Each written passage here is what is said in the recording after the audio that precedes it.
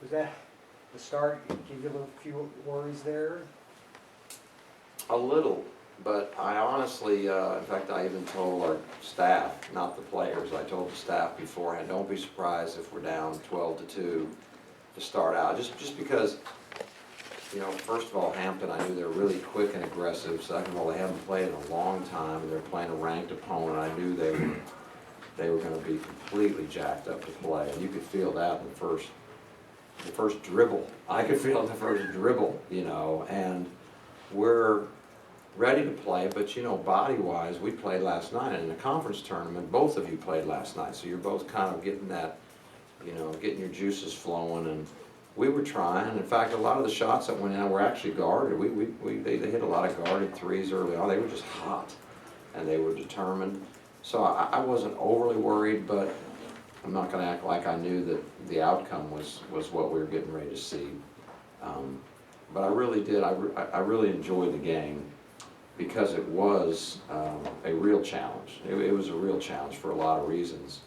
It just felt like a complete uphill battle the first half, and each and every time out, we just kept saying, look, they're not going to hit all those shots. And the guys agreed, and like, we've got to be just a little bit more solid. They'll start to miss. And I even suggested a zone once or twice to try to get them just out of rhythm, and our guys were not going to have that. They did not.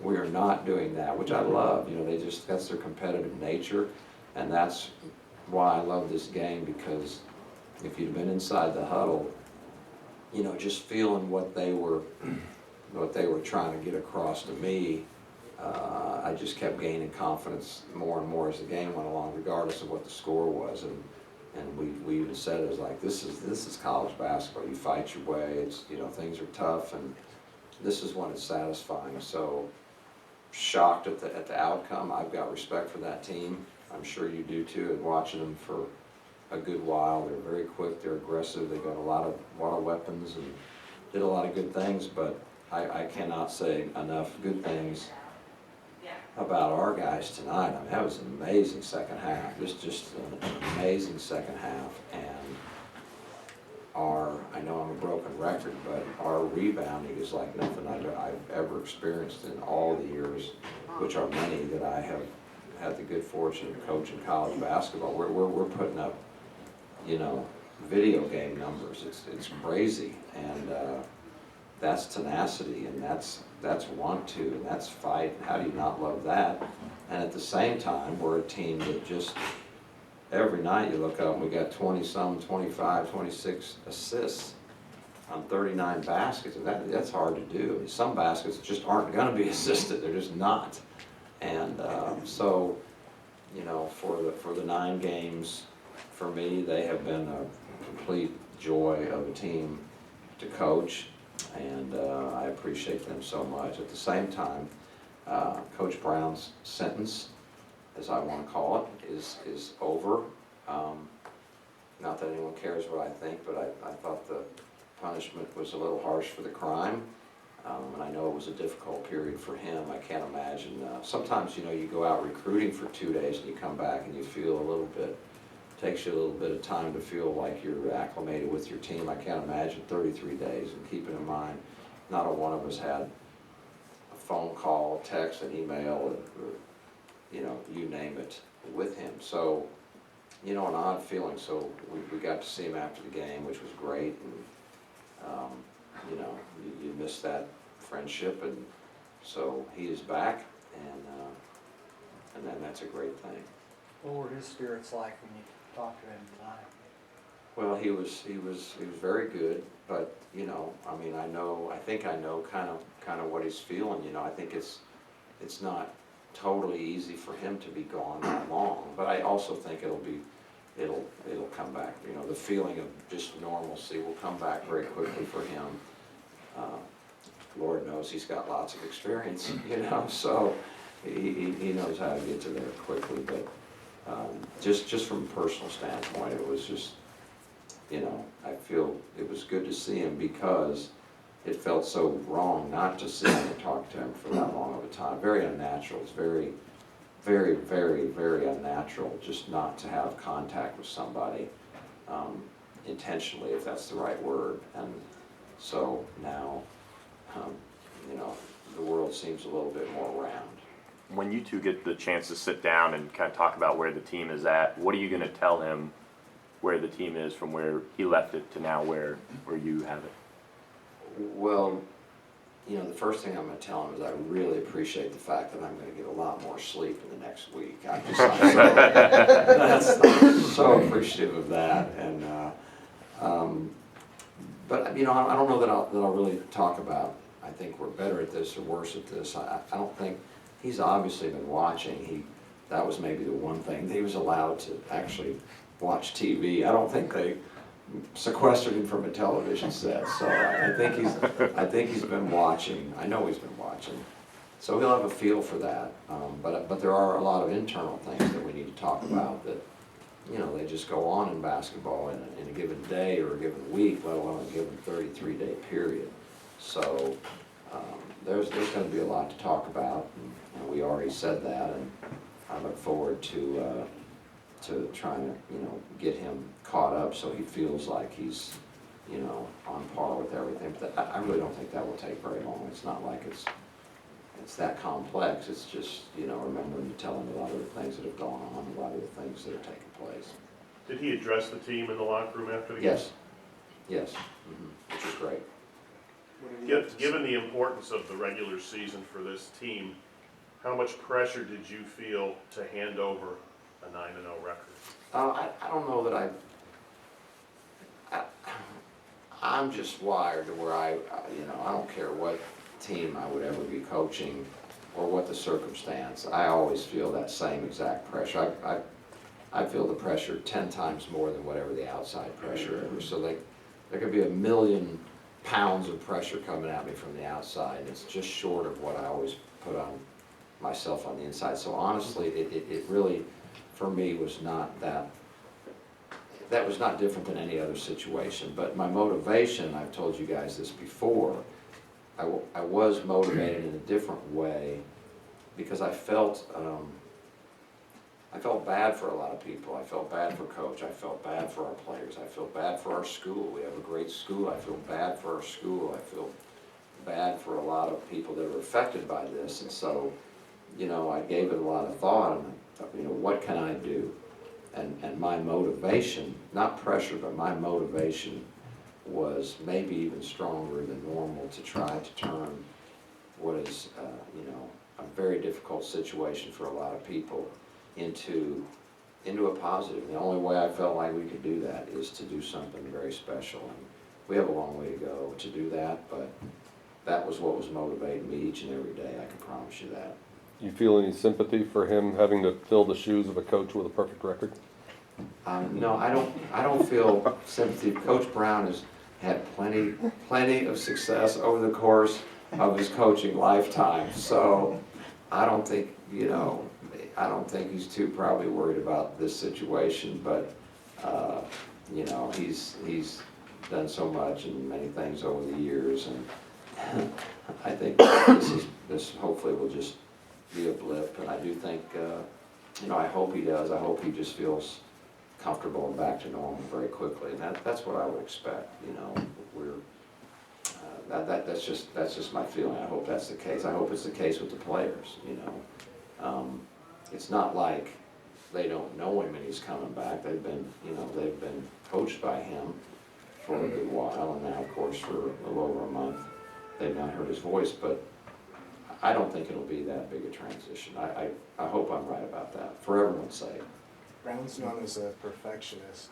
Do you think he's going to be satisfied with just going 9-0, or you think he's going to have more notes for you too? So he's a perfectionist as opposed to me, who like anything goes. Is that what you're saying? So I don't know. I see what you did there. You know, I think all coaches, if you're a coach, you try to be, you know, you try. I mean, if you're not, I don't even know why you're coaching. I mean, you actually are trying to get your team to a perfect level, which is always impossible, which is why every coach is always going like this, you know, because it really is an impossible challenge. But if you're not attempting the challenge, then I don't know that your heart is fully into what you're really doing. So I don't know that that's any different, but You know, well, I'm sure we'll have some fun where it's like, you didn't even take care of this, you know, I'm sure I'm gonna hear that, and I'll just laugh, and he'll say it, you know, he'll say it kiddingly.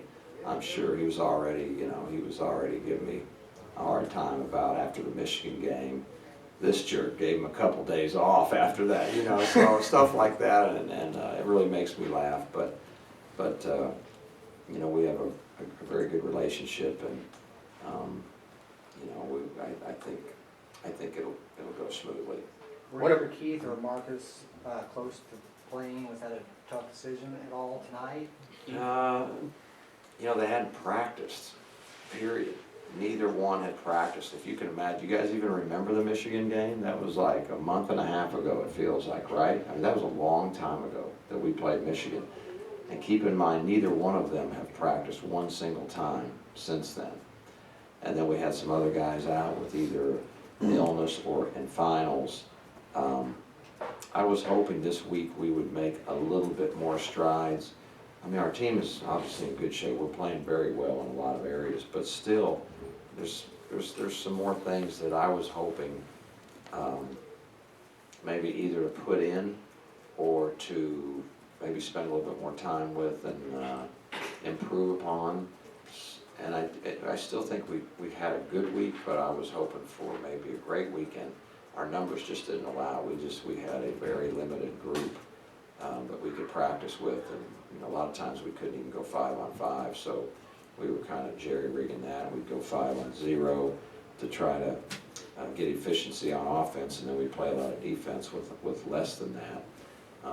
But all in all, it's fine. I hope they're back soon. I hope it's, you know, neither are serious, and you could tell obviously we could desperately use them.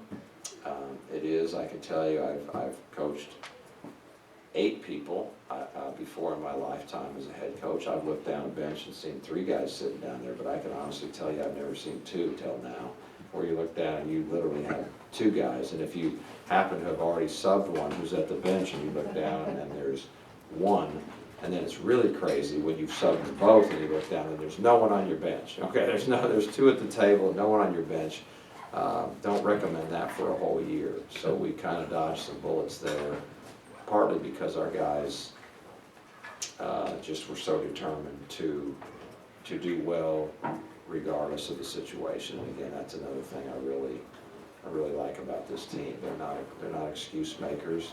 They don't feel sorry for themselves. If you challenge them, they like that, and we challenged them a number of times. Last night you compared Jordan Tolbert's 23 rebounds to a video game. How would you describe his ability to come back less than 24 hours later and get another 19? Well, I told him after the game, anybody can get 19 rebounds. How come you can't get 20 rebounds? Everybody can get 19. I think it's crazy. I have been around a lot of, been lucky, I've been around a lot of great players, college players. And I've been lucky enough to coach some guys who've had 20 rebound nights, but not the numbers that he's putting up right now. I don't recall ever coaching anyone these are just crazy numbers, you know, and our team as a group are putting up just numbers I've not seen, and I hope it continues, but again, it's effort. But gosh, Jordan is, I want to say he's up to 3rd in the country now in offensive rebounding efficiency, and we keep joking with him, you know, how could there be 2 guys ahead of you, you know, but amazing, really. We're seeing something that you don't see very often, and now you almost feel like you can count on him. I mean, it's getting crazy, but hats off to him. He's working so hard. Of course, with Marcus out, he's playing major minutes, and I won't let him come out of the game hardly, even when he's begging out. And no, just get another rebound. So, and he's responded to that. Was the decision to redshirt Shimmy? Yes. It's official. At least as of this moment, talking to you, you know, that yes, he. Unless something would change, but he could have played tonight, and did not play him, so obviously that's our. He's on board with it? Yes, in fact, he wanted to, I mean, it really was not, it's really more driven by, we try to always, you know, those are big decisions, and so we try to make sure that the player either makes it or has an awful lot of say in the decision, and he and his family felt like it was the best thing, and you know, in a lot of ways, I'm in total agreement. If you're thinking long-term, if you're thinking short-term right now, and if you were coaching that game and you had 7 guys, you'd be like, boy, that would have been nice to have Shimmy, but at the same time, hopefully we're gonna get everybody else healthy, and you know, we can play with that rotation if we're lucky enough guys stay healthy. Then, you know, we're gonna have them for 2 more years, and that's, you know, that's great. So that was really something that he wanted to do, and he's been talking about, his family's on board, so people he trusts are on board with that as well. So you Anything expect else? Fairfield to be with you next week in Las Vegas? He's sick, he had a fever, a little bit better today, but I think it's an upper respiratory, so I don't know how long it's gonna take, and we'll see what takes place there.